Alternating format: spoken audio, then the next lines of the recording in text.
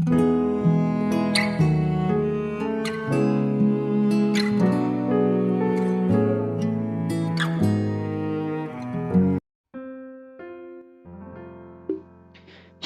shalom saudaraku dimanapun Anda berada. Saya menyapa saudara yang ada di Indonesia dari Sabang sampai Merauke, dan saudaraku yang ada di Malaysia. Senang berjumpa kembali, menjumpai saudara semua.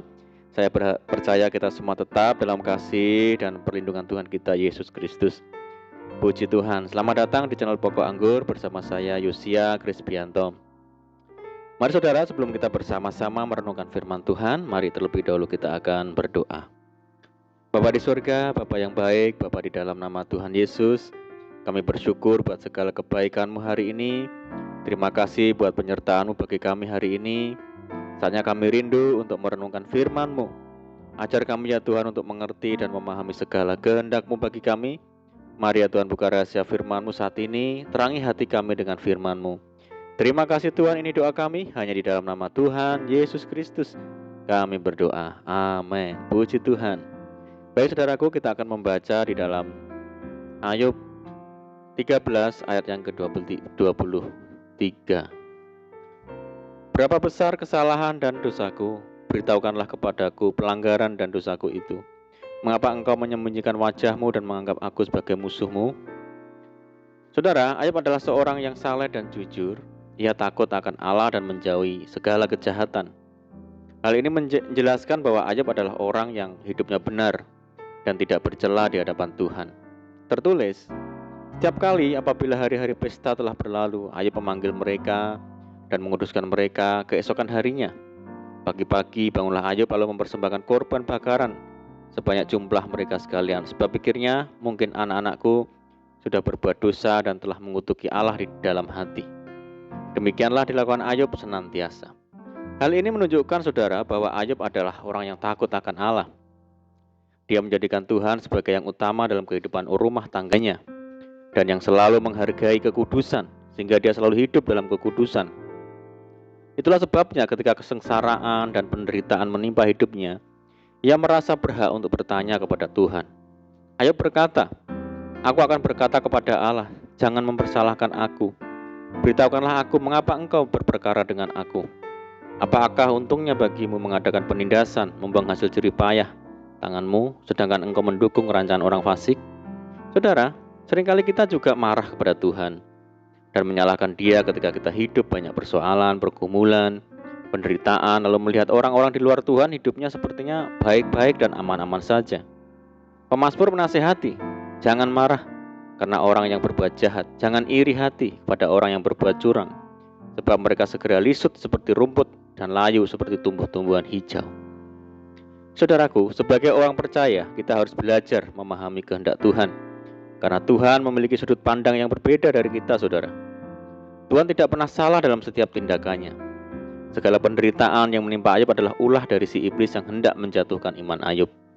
Namun meski mengalami penderitaan yang luar biasa, Ayub tetap mampu bertahan. Bahkan dia masih bisa berkata, apakah kita mau menerima yang baik dari Allah, tetapi tidak mau menerima yang buruk?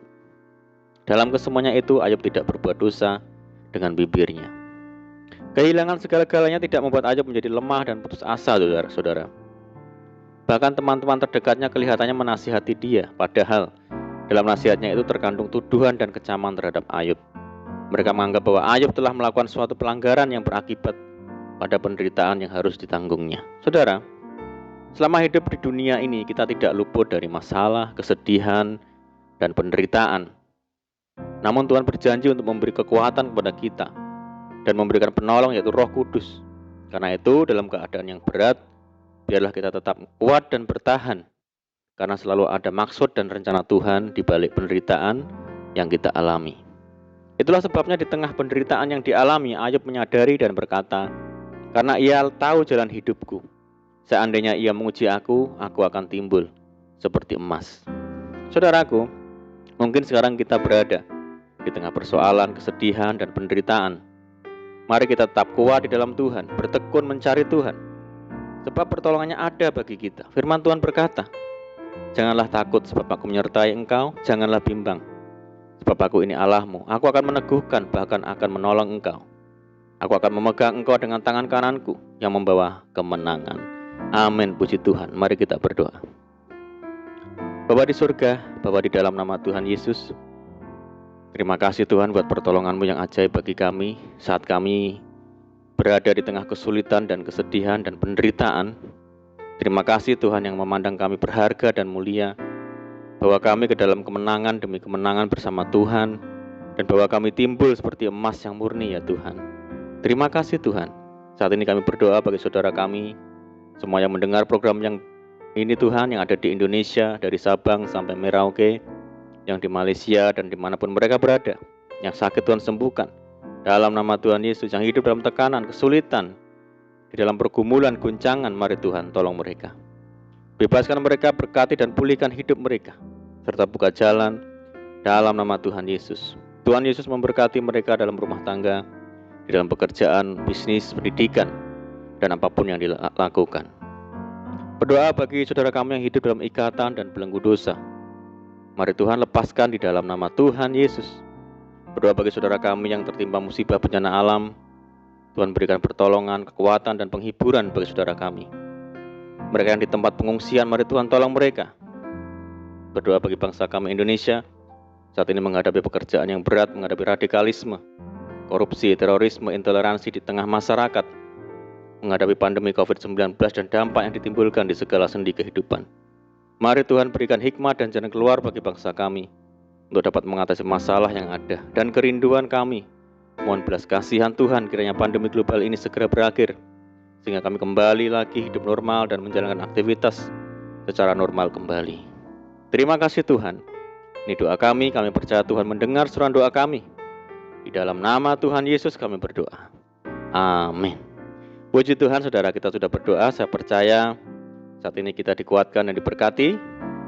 Mari saudara, kita tetap semangat di dalam Tuhan. Jangan berputus asa, tetap berdoa, bersukacita senantiasa, sebab di dalam Tuhan kita sanggup melakukan segala perkara. Selamat malam dan selamat beristirahat. Doa saya menyertai saudara semua. Tuhan Yesus memberkati. Haleluya.